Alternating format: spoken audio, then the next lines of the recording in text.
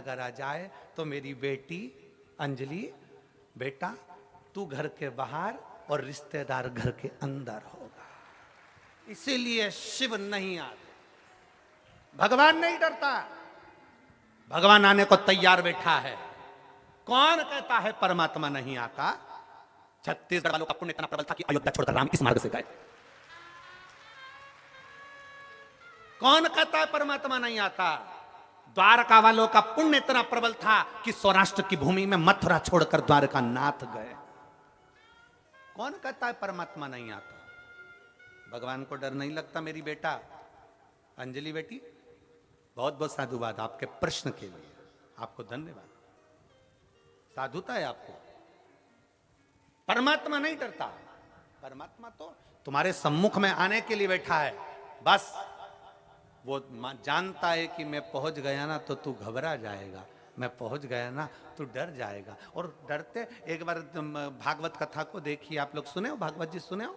बोलो तो सरी, भागवत सुनिए।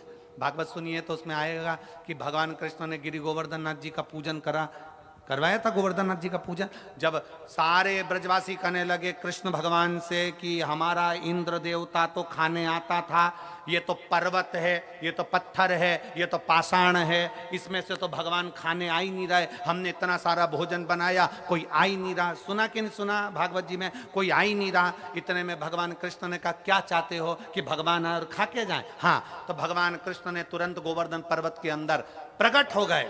गिरिराज बाबा प्रकट हुए, हजारों हाथ करे और सारा खाना चालू कर दिया। जितना लाए थे ब्रजवासी सब खा गए। अब जितने लोग बैठे थे सब सिर पे पल्लू लेके बात कर रहे, हमारा इंद्र देवता तो थोड़ा छोड़ के भी जाता था, ये तो पूरे खा गया, ये तो पूरे खा गया। भगवान नहीं खाए तो दिक्कत, और भगवान खा जाए तो दिक्कत। अब सब बात कर रहे हैं, अरे इंद्र देवता तो थोड़ा छोड़ते थे, ये तो पूरा के पूरा खा गया, ये तो पूरा के पूरा खा गया। तब भगवान कृष्ण ने हाथ जोड़कर कहा गोवर्धन बाबा थोड़ा सा इन ब्रजवासियों के लिए प्रसाद छोड़ दो। तब भगवान गोवर्धन नाथ जी ने प्रसाद छोड़ा और कह दिया सुनो कृष्ण, इन ब्रजवासियों ने मुझे खाने से रोका, इसलिए आज के बाद मैं किसी के सामने खाने नहीं आऊंगा, केवल भाव से खाकर जाऊंगा, केवल भाव से। अब किसी ने पूछा भगवान गुरु जी कि भगवान भाव से खाते हैं, ये कैसे मालूम पड़ेगा?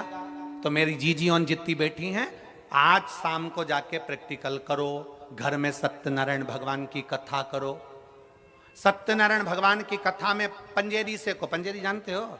आटा सेक के शक्कर मिला के और पंचामृत बनाओ, दही दूध सब मिला के पंचामृत। एक कटोरी पंजेरी और एक कटोरी पंचामृत अलग रख दो फ्रिज के ऊपर, और एक कटोरी पंजेरी और पंचामृत सत्यनारायण भगवान के सामने रख दो। पूरी कथा सुनना, आरती करना, पूजन करना और पंजेरी खाकर देखना। फिर फ्रिज के ऊपर जो रख के आई थी उसको खाकर देखना, दोनों में स्वाद अंतर आएगा। जो पत्थर भगवान के सामने रखी उसका स्वाद बढ़ जाएगा।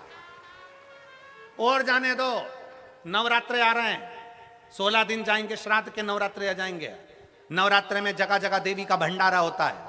तुम्हारे यहाँ धमतरी में होता है कि नहीं होता हमको नहीं मालूम, होता है।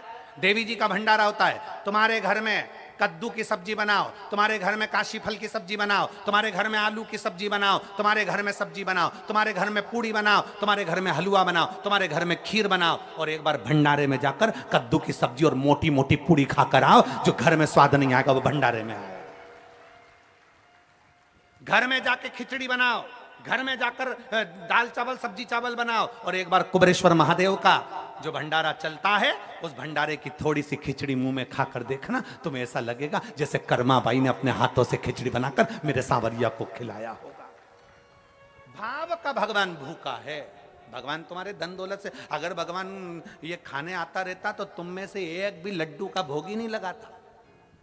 गणेश जी अगर खाने आते तो लड्डू का भोग, मोदक का भोग सब भूल जाते। शंकर जी खाने आते तो कोई शंकर जी को भोग नहीं लगाता। भगवान तो भाव का भूखा है, प्रेम बसाता है, और प्रेम के बसाता है तो सब पाकर चले जाता है। ये प्रेम ही तो है आपका, इसने ही है तो आपका।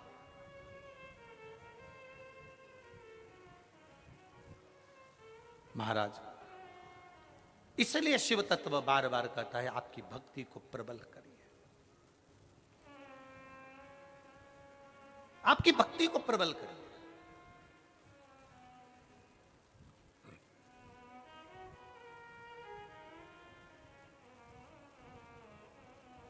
एक पत्र में इस अंजलि बेटी ने एक प्रश्न और लिखा है।